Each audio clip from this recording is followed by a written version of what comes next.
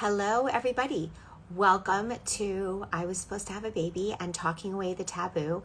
I'm Dr. Aimee Baron, and we tonight are going to be talking about third-party reproduction and all of the emotions that go along with that.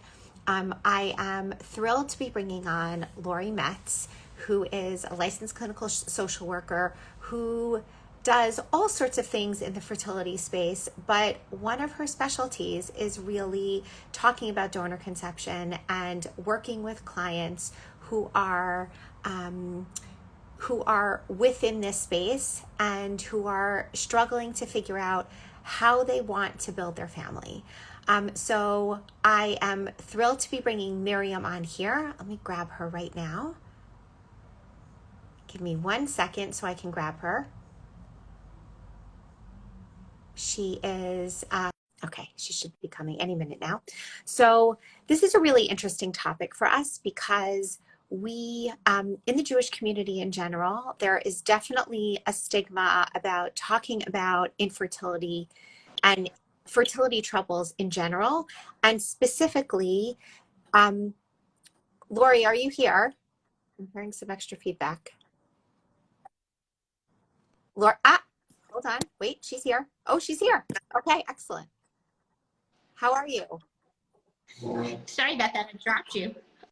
Wait, hold on. Hold on, she's coming. Okay, while Lori gets set up, let me just continue on this line of reasoning so I can bring you all of you up to speed and set the stage for the conversation that Lori and I are going to have tonight. So what we are doing is in the Jewish community, in the community at large, and specifically in the Jewish community, there is all of the shame and stigma about talking about any kind of fertility struggles. But specifically in the Jewish community, there is even more, and she's gone, so she's going to come back. There is this heightened sensitivity. Let's see if I can grab her again. There's this heightened sensitivity about using donors, whether that's donor egg, donor sperm, or a donor embryo. And also, just to sort of put it out there, I think I hear her. I think she's about to come back. Here we go.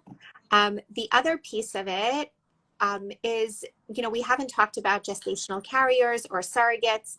So that is obviously another piece of, yes, it is being recorded.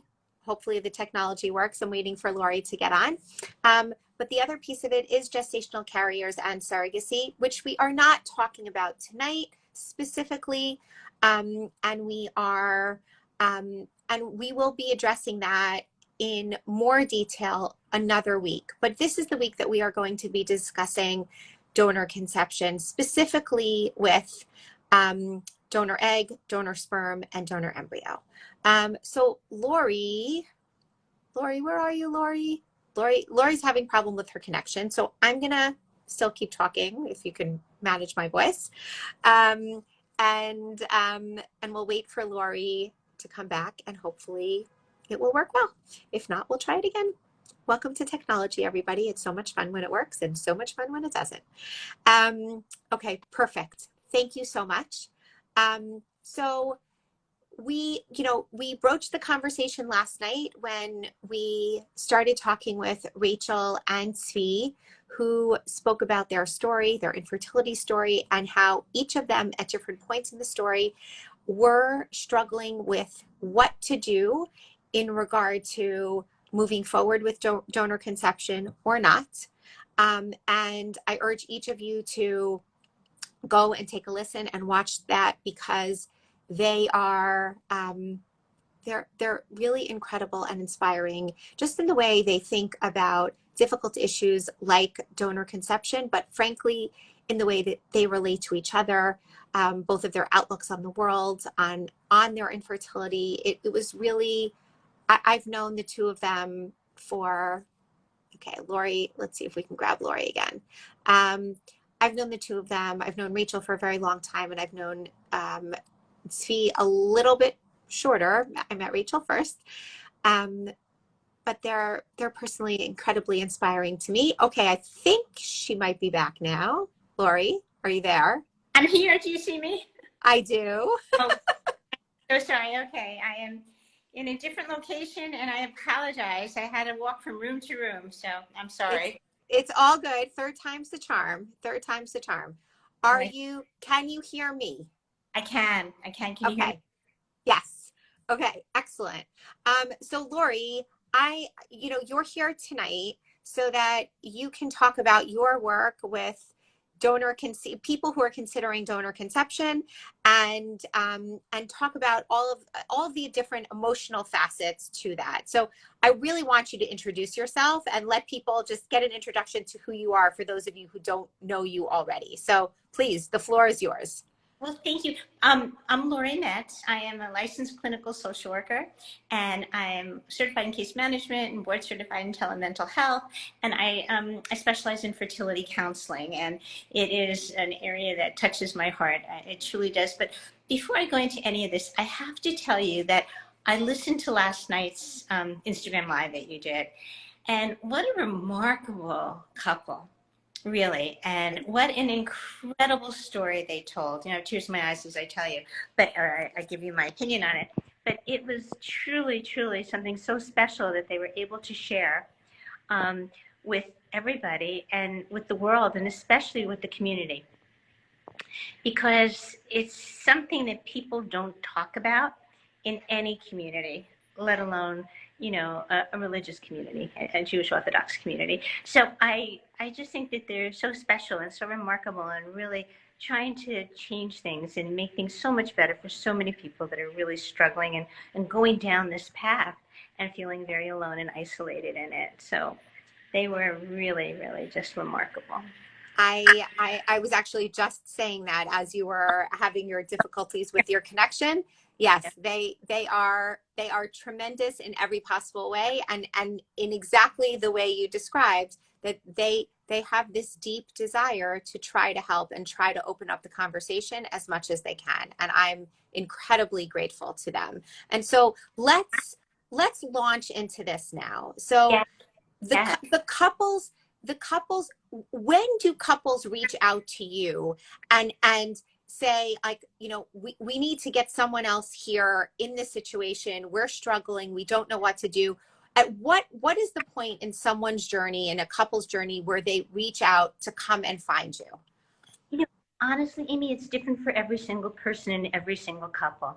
So some people, as soon as they notice that they're having a journey that they didn't expect and something that they weren't anticipating, they reach out right away, because there's some anxiety and there's some stress, associated with that. Because nobody goes down a fertility journey thinking that this is the way it's going to be, because for some reason we believe that it's not. When 1 in 6 couples, I know they say 1 in 8, but 1 in 6 couples experiences this. So of course, most people are going to experience this. And if you're not yourself, then somebody is. So for some people, it's right when they're starting. And for other people, it's as they go down the journey and as they go down the path. And I find that for third-party reproduction specifically, once we start talking about that, regardless of where I've met the person, the conversation changes, because your vision has now changed. And the way you've seen your future changes a bit, because you're talking about a difference in DNA. You're talking about that invisible third person. And you're talking about accepting that. And then you're talking about, if you're a private person or if there's secrets in your home, how do you begin to navigate that and manage that? And depending on the community you live in, sometimes it's accepted and sometimes it's not. And I've worked with people who have changed communities, actually, because Really? rabbi wasn't accepting it, or where they want to keep it a secret because they don't want somebody to not want to marry their child when their child gets older and the child hasn't even been born yet. So, they struggle with how to tell and who to tell. When research and science is saying one thing in terms of the emotional development and trust in terms of sharing information, and that has changed over the last 10 years. Right? 10 years ago, they said you don't need to share this information. And now it's been proven that you do, that it makes a big difference. But it takes a lot to do that. Okay, so let's sort of delve into some of these issues here. Now, so when someone is coming to you, they're coming at a space where this was not their intended journey. They were Right. hoping to be able to naturally conceive with their own egg and their own sperm, or they were having some sort of fertility treatment, but it was still going to be with their own genetic material. So Correct. someone is coming to you and they're now confronted because their doctors are saying this is not happening and you really should consider looking into third-party reproduction, looking into donor eggs or donor sperm or even donor embryos. So when the couples come to you, couples or even individuals, because we know, there are sometimes just individuals or even same-sex couples who need to have those donor eggs or donor sperm. And so when people are confronted with this option, what are the kinds of things that you walk people through? This genetic grief, this idea that they thought it was going to be their own genetic material, and then it's not if they embark on this type of parenthood instead. Right. Well, you mentioned a couple of things just now, so I'd like to break it out if that's okay. Amazing. Okay. So you mentioned heterosexual couples and same-sex couples, and we could also throw in there, single unmarried people. Yes. And each group has their own distinct journey and process. And the interesting part is whether or not you anticipated using somebody else's sperm or egg in building your family, there are still feelings associated with that and with that genetic tie or that genetic loss. I think the most important thing is to allow yourself the space to acknowledge what you're feeling, not try and push it away and not try and just go full forces. But then if you're feeling it full forces, allow yourself to look at it with some curiosity and say, what is it that I'm experiencing? And am I experiencing two different things at once? Now, what I find is when people first come to me, if they're coming because a doctor has referred them, because they feel like they should talk, many times the couple have talked about it, but not really talked about it in a level of finding out how each other feels. Got it. And if the man is using his sperm, but the woman is using her egg, it could be a very interesting conversation about how she feels about not using her egg or how they feel about just using his sperm and vice versa. But, lots of times women will ask how the man feels, and very often they won't say. So we have to really allow our partner, if we have a partner, the space to talk about how they're feeling about it and listen. Because listening is as important a part of communication as it is talking. And, we need to try and get rid of those preconceived notions that we have. And for some couples, that third person in the room helps with that. They help with like a mirroring exercise of, do you hear what they're saying? Or this is what I hear you saying. And just to connect on that level, because they had connected on that level at some point. But when you start with third-party reproduction, if you are a heterosexual couple, you have gone through so much to get to this point.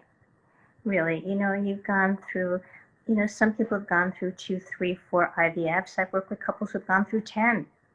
Right. You just don't, and that's exhausting when you think about that. Emotionally, physically, financially, it's just exhausting. So we want to be able to take all of that into account. So the first thing I try to talk to people about, if they're coming to me as a couple, is how each of them is feeling. And honestly, that could take a while. Right. Many sessions, I imagine. Right. Absolutely. We want to be able to do that. And some couples, if they feel like they're just kind of checking that conversation off the box because they feel like they don't really want to go through it, I personally or professionally don't ever tell people they have to come back, but I would encourage people to have more than 1 or 2 conversations with somebody about that because it's very important. You want to work through those feelings and understand them. What happens is we have our thoughts and we have our feelings. Now we each have them individually, and then we each have them as a couple. And we don't want to confuse them, right? A thought is typically the action that you're going to take. Okay, I am going to use a donor to conceive my child. The feeling is, I don't want to. Why do I have to do this? It's not fair. It's not what I wanted. It's not what I signed up for. It's devastating to me, while it's still, thrilling and exciting that I'll be able to carry the child and nurture the child from conception on. These feelings run the gamut. But if we can identify them and we can embrace them, then we empower ourselves. Because identifying a feeling and naming it and looking at it, I love the example, and people who work with me probably are so tired of hearing me say this, but if you can actually take the feeling out of your body and hold it into your hand and look at it like a three-dimensional object, well, then you can understand it and understand its components. And now you have the power to figure out what you want to do next. And that's very much what we want to do. And the couple that was on yesterday was able to do that, right? So beautifully. Yes. In so many different ways. So what we want to be able to do is we want to be able to understand this mixed bag of feelings that we have. And if people are listening right now and they're wondering, I would really encourage everybody to Google feelings, emotions wheel. And so when we say that we're angry, well, what exactly does that mean? And when you Google emotions wheel, you're going to see that it means you're a little sad, you're a little depressed, you're frustrated, you're feeling a little out of control. And for many people, we want to be in control. And unfortunately, the control that we have when it comes to fertility is in our decision making. And we need to remember that. We need to remember that we're allowed to be curious, because curiosity allows us to ask questions. And I think it was Indira Gandhi who said that asking questions is like what makes us move forward and is like the basis of human. I can't remember the exact quote right now. But amazing. It's so true, right? Right. And we want to ask questions. So we want to be able to learn how to advocate for ourselves and speak up for ourselves. But first we have to figure out what it is that we need and what it is that we want to question.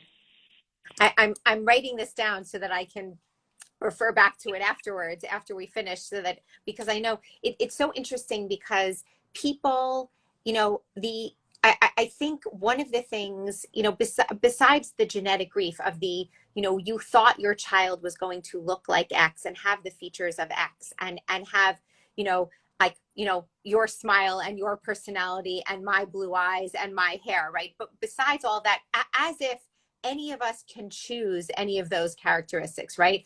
Why not the person getting like your bad acne, or, the fact that like I don't know, you don't like to run. Like, I mean, everyone, when you mix up the genetic material, right, you don't only get the positive features, you also get the negative features, and you can't pick those things, right? So I think that, this notion of genetic grief is a very real one and really has to be confronted in therapy. And that's where, someone like you comes in. My question to you is, what happens when people disagree, when they're not sure about how to move forward, when one is really stuck on sort of they've never even thought about becoming a parent in this way, and the other really just wants to move forward and wants to be a parent in any way possible? How do you work through those differing, the two people with very different emotions in regard to this? But that's not an unusual conversation. It's one that I had yesterday, I think. It's not a conversation. And sometimes the woman is a little older than the man, right? And the man and they were together for a little while, and they put off having a child. And now the woman, has been wanting to. And unfortunately, her eggs are a little bit too old, and she's not able to, and they need to use a donor egg, but the sperm is okay to use. Well, that is a common conversation, and the woman might be gung-ho. Let's go, let's do it, let's get the donor, I'm fine with it. And the man might be saying, well, wait a minute. I really have to think about this. Wow. I have to figure out, do I want to bring a donor into our family? Wow.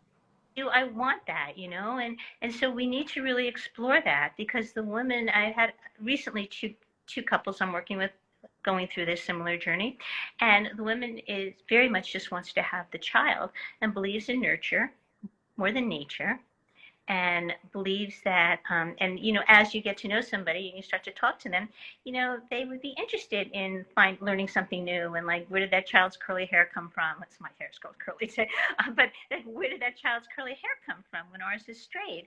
Or, my goodness, they love this to eat and we don't, and isn't that interesting? But the man may say, wait a minute, I am not sure. So it's a matter of acceptance on both parts, not just one. And at times, there might be some resentment or jealousy that the DNA is not that of the person who is not DNA, who's Right. biologically not a child.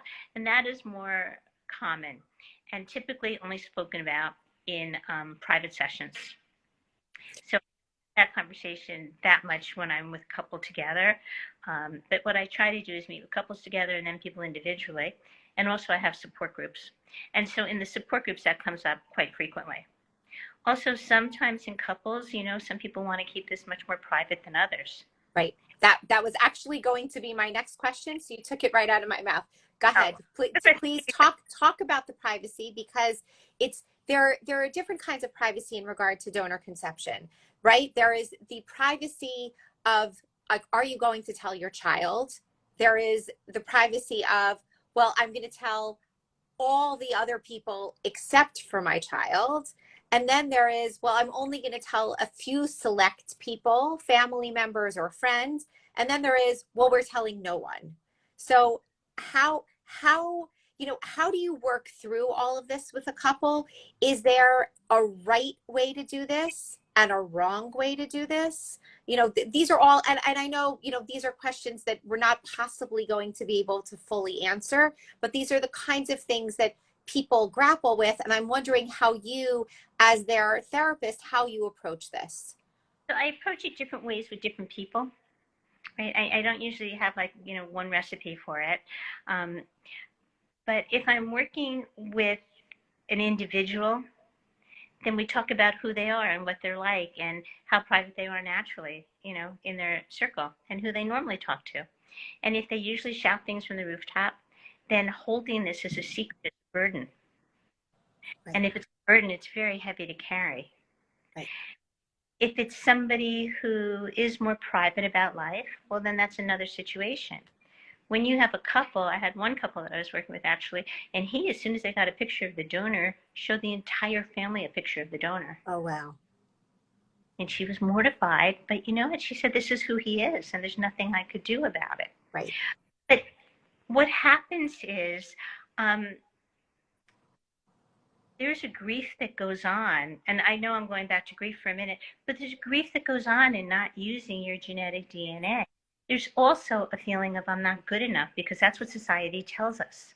Right. I think society is starting to change, because I think there's well over 1 million children who are now adults born through third-party reproduction. We just don't look at the numbers. And it's thought that by, oh my God, I don't remember the year. Oh my God.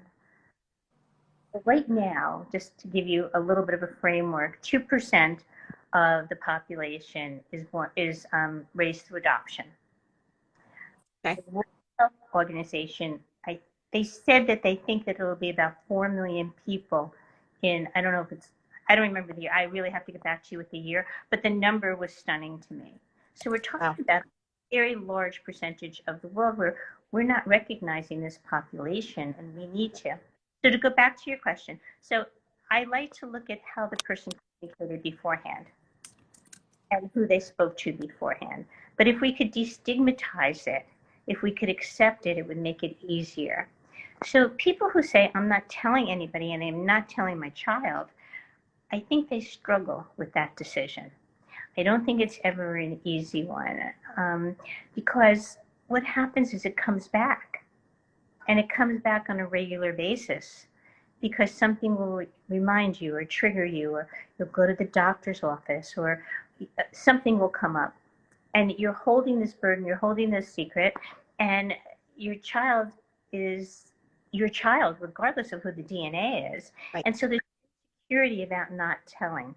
When you tell everybody else around you, I think you have to assume that your child will find out. The situation of this question is, well, how do you find comfort in knowing that your child may find out through somebody else? Exactly. And what science and research has shown is that it's so much easier to be raised knowing than it is to find out later in life. So when I work with single women who are actually past the age of being able to use their eggs, so they're going to be using donor egg and donor sperm, but want to nurture that fetus, they want to nurture that child from conception on. And I talk to them about using donors where they are able to have known identity. That doesn't mean they're going to be your best friends. It doesn't mean they're going to be in your house, but it means that you can get medical information. It means when your child turns 18, if they need to get that information, or if there are siblings or anything else like that out there, anybody else out there, they will have some contact. It's heart-wrenching, right? Because it's not what they want to be thinking about. But if we can approach it as, let's leave the door open. Let's make decisions that leave doors open. I think that's an easier way to wrap our arms around it. So if somebody isn't ready, that's okay. But what I do like to ask people to do, really mostly in my support groups, but I'm starting to do it with individuals as well, is to write a story while the baby's in the belly. And that's how I wrote my book. I think I mentioned that to you. It was through a support group. Because what we want to do, and those stories are children's books, but really they're to help the recipient parent, the intended parent, embrace their journey. Because we mentioned before, anybody who's gone down this path has gone through so much to get here. So it takes that much more perseverance and that much more love and devotion and desire, that we want to be able to go through that process about understanding it and talking about it and telling the story until the time that this child is born. And if we can write it as a children's story, well, then we can get used to telling the story. And if we can get used to telling the story and we find comfort in the story, well, then we can find comfort in telling the child the story. And that's a very important factor in using donor conception, I think. And for those who want to tell everybody but the child, I would have a note of caution. I would say you have to do what you're comfortable with, but I'd have a note of caution. For those who don't want to tell anybody, I would want them to sit with how that would feel to hold on to that. I think they mentioned last night, and isn't it Maya Angelou who said that holding a secret or holding something is so hard to carry? Yes. It doesn't mean we tell anybody, because why would we? I mean, think about it. Whoever asks how you were conceived or where you were conceived? It's like, whoever asks where you went to college? People don't ask these questions. Nobody's going to ask. And so it's something that you don't really need to hold on to, but it's your story. Right. I'm going to push back and say sometimes people do ask where you went to college, but they definitely don't ask how you were conceived. I mean, Right. was it on this day or this day? Was it in the bedroom or was it in, an IVF clinic? Nobody asks that. Nobody asks that. Yeah, they don't. And you're right. People do ask where you go to college. We're not very, and that is like the most obvious question in the whole world to ask people. So that is an analogy. And so we want to be sure that we raise our children, because every parent wants their child to be happy and secure, to feel that way. And so what the other piece that comes up is trust, right? Because, I mean, you have children, you want them to trust you, and you want them to feel comfortable. And the donor conceived community right now is they're using their voice, right? About 40 years old, and they're using their voice to say, hey, we're here and we count, and don't treat us like we don't count. And it's an important conversation. I got a call about a month or two ago from a woman who has two children. She's in her 40s. She has two children who are in their teens. And she is a person who has had, she and her husband tried to have kids for many, many, many years, and she had diminished ovarian reserve. She was never able to properly, as she called it, conceive. And they got dispensation from their rabbi to use donor eggs. And she has these two children from donor eggs, and she knows, her husband knows, but the children don't know. And now that they're teenagers, it is absolutely eating her up inside. And she feels that she has to tell them now because they haven't been told already. And she cannot live with herself anymore. She cannot carry the secret anymore.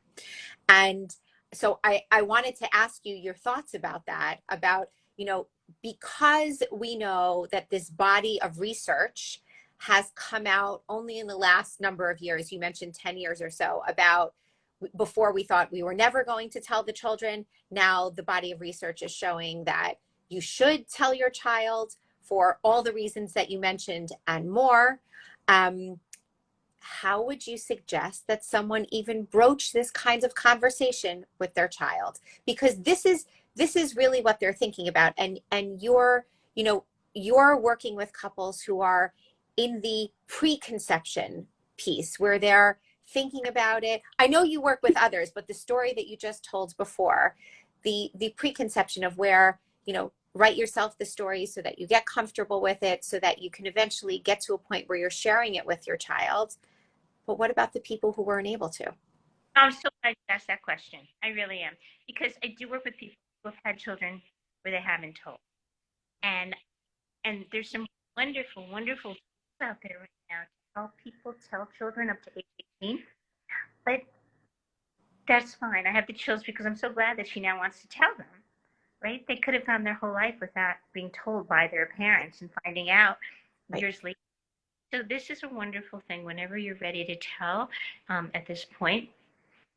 And I think she tells them, I think she says she was waiting until they were old enough to understand what it really meant.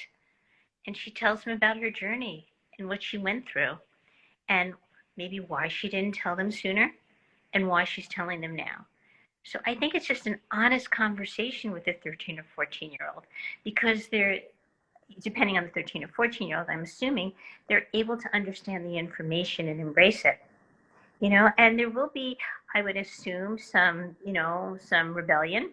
There will be some words spoken like, well, you're not my real parent, which kids say, not you are their real parent, or, they'll be saying all kinds of things, but it doesn't mean anything. That's their reaction and they're allowed to have it. So yes, and I love what this comment someone just put in the comments here, and she said schedule some counseling appointments for them and for her.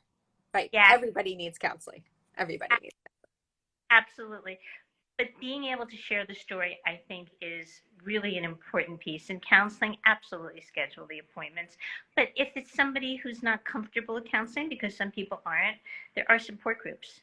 There is a lot of information out there right now online for the donor-conceived person and for the recipient parent. So there's a lot of information available. I think, though, family counseling is sometimes a very good thing to do and to think about, and couples counseling. Not lots of times, but it's not uncommon that a couple will get divorced and they will use donor conception and they will never have the child. Right. And it becomes a big issue in divorce because you have 8-year-olds, 10-year-olds, 12-year-olds, and they don't know that about the genetic link. And ultimately they find out, but it puts the person whose genetics was not used because the child doesn't know in such a vulnerable state. Right. Okay, so let's go back to the couples that are considering this and who are trying to walk through this journey and trying to understand and are doing their due diligence and trying their best to get themselves emotionally ready for this possibility of bringing a child into their family who, is not what they had initially intended. How do you suggest, how do you counsel people in your groups and also, the people who come to you individually? How do you help them in terms of their own self-care and self-compassion during this kind of journey? Because it's, like if we just take heterosexual couples just for a moment, as you had said before, these are couples, if they're getting to this point, it means that there's tremendous disappointment and they've already been down a very long and arduous road, often time-wise, financially, emotionally, hormonally, etc. So I mean, in order to be emotionally healthy, to be able to go through this process and then bring another person, a third party, into the baby making process, there needs to be some sense of wholeness. So how do you walk people through that? Well, there's always it's a little bit different, but I think the most important piece is for people to try and feel balanced. And if we're feeling as if we don't understand our emotions and we don't understand what we're going through, then we cannot feel balanced. Because when we're in an emotional state where we're not able to think clearly, we're not making good decisions. We're not being rational, and we get stuck. So lots of times there's several things that we want to do to care for ourselves and to nurture ourselves and to nurture our relationship with our partner. So I always tell people to think about the things that make them smile. I know everybody talks about gratitude and thankfulness and all this, but I personally think it's so much easier to tune into something that makes you smile, right? Because even when you're having a horrible day or you can't get out of bed or you're just feeling so down, there's something that can make you smile for a second, right? Maybe Right. it's a piece of chocolate, Always. maybe a television show, maybe it's something. So if we can tune into that, we could start to identify the things that make us feel good. And sometimes it becomes so sad to me because I ask somebody what makes them happy and they can't think of a thing. Not, but if you ask somebody what makes them smile, sometimes they can think of something. So I'm very big on trying to think of something that makes you smile, and that leads to, what most people like to look at as gratitude. It's a simple way to do it. So what I try to do is ask people what gives them that feeling that makes them feel warm or makes them smile. For some people, it's going for a long walk. For some people, it's eating something or watching a television show or reading a book or just sitting quietly. I think that that's really important to keep in mind. Exercise, I always recommend if somebody's physically able, because that will not only help you physically with your body, but it'll build up your endomorphins. So it'll give you that like natural runner's high, and you'll feel good about what you're doing for your body after putting all these hormones in your body. And it also allows you to release some form of sadness or anger or stress or frustration.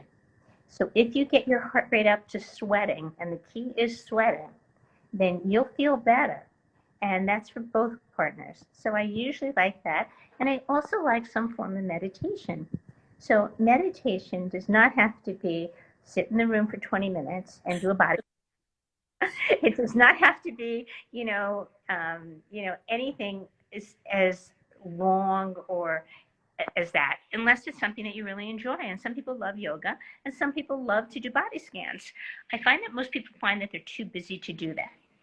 So I like to do box breathing, a 3-second breath, which is a 3-second in, a 3-second hold, and a 4-second out. Reason being, when you breathe out, you're calming your neurological system. So the out breath calms that. And you do that 3 times. If you could do it 4 seconds in, 4 seconds hold, 5-second out, even better. So that's a quick one that's very easy.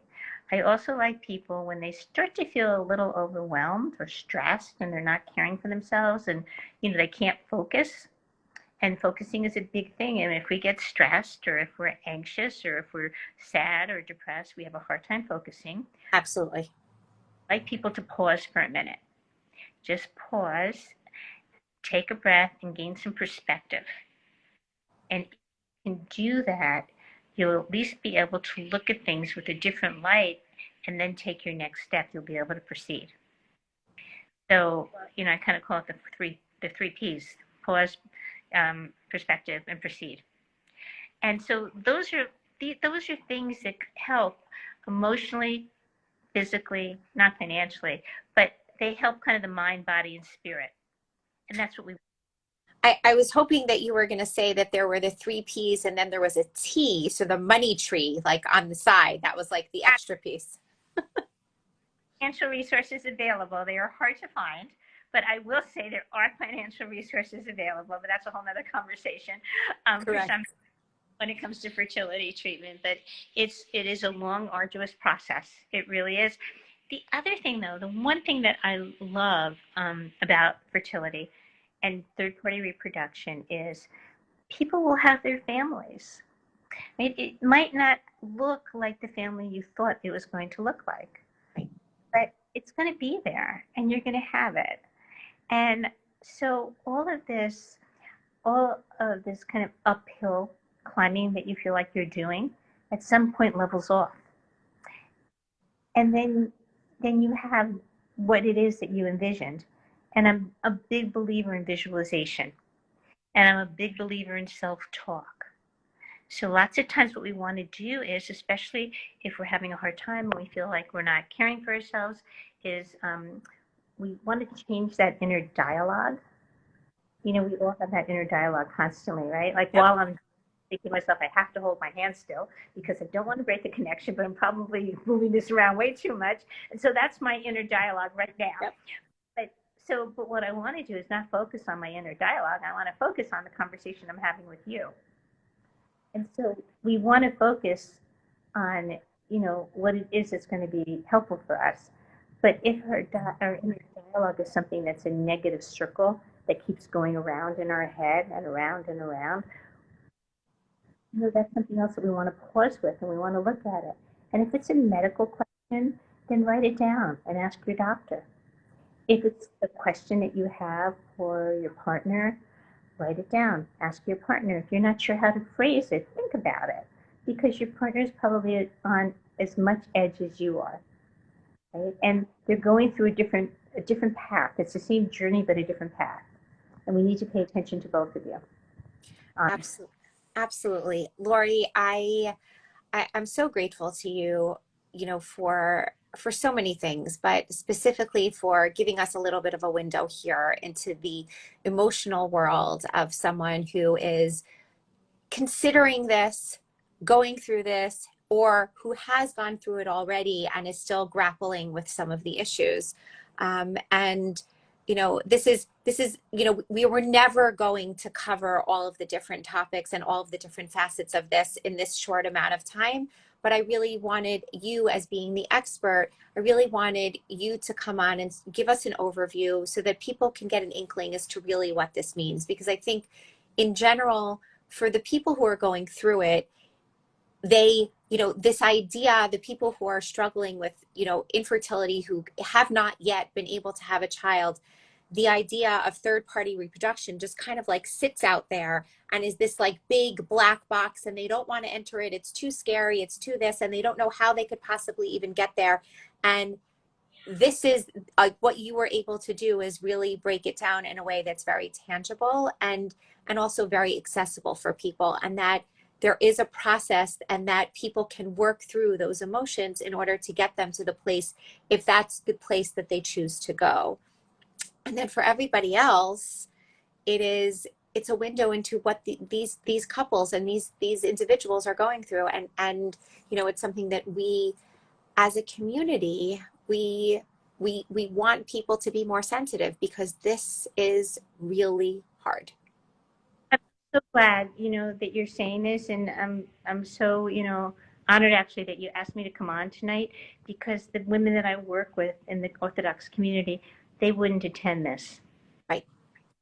They wouldn't listen. They wouldn't want to sign on, and they wouldn't want people to know, even have the slightest bit of curiosity about it. Right. And so, you know, if we could shout it from the rooftops, I think better. So, you know, thank you so much for everything you do. You have made it so possible for so many people to feel comfortable in their own skin. And Look, that's this is, thank you. This is what we try to do here, because, you know, all of these topics, you know, nobody was talking about any of these topics in public 5 years ago, 10 years ago, or even, further back in history. So I view donor conception, third party reproduction, as one of the last frontiers of where we're still at the cusp. People are still not super comfortable talking about it. But I really believe, and I hope in my heart, that in another 5 or 10 years, this is going to be much easier to have a conversation about, but it has to start now. And that's what Yes. we're doing. That's what Yeah. we're doing. I agree. I absolutely agree with you. So thank you so much. And that's really why I started that initiative to add it to the medical record, because we're not even talking about it in the healthcare system yet. Right. Right. Lori is amazing. I believe I put it up here. One second. I'm going to grab your book. Tell people just about the book as we're closing out here. Tell people about the book that you wrote and where they can find it. I'm going to grab it. Oh, so sweet. I wrote a book called I Dreamed of You, the story of the egg donor. And it's really to help the mom. It's exactly what we were talking about before. It's to help the mom and the dad embrace the story in their dream. And it's 3 chapters. It's little chapters. The whole book is maybe 30 sentences. It's a children's book. Amazing. And it's to help you understand the chapters, that we go through, or you go through as you donor conception. So the first is to have your baby, and then the next is looking, and then the next is having the baby, and then in the end you can write why you dreamed of your baby. And I give it to people. I don't give the book to people. I ask people. I give them the assignment to write a story, and that becomes their little one's story, and they read it to their little one, or they tell it to their little one, and through that they become comfortable. And many people don't want to have their story or that book or any of these books out on the bookshelf. Right. So hoping that could change. Right. And with this, it will. With this, it will. So we are each doing our part. Lori, where can everybody find you if they want to reach out? Oh, thank you. If anybody wants to reach out to me, you can contact me at Lori Metz at ymail.com, or on Instagram at Lori Metz LCSW, or I have a website. They did such a good job of making everything consistent for me, I have to say. That's .net. So, and be more than happy and honored to talk to anybody. Okay, I will link all of these things for people to find you. Lori, thank you so much. I'm so grateful for this conversation. Thank you so much. Okay, good night, everybody. Good night.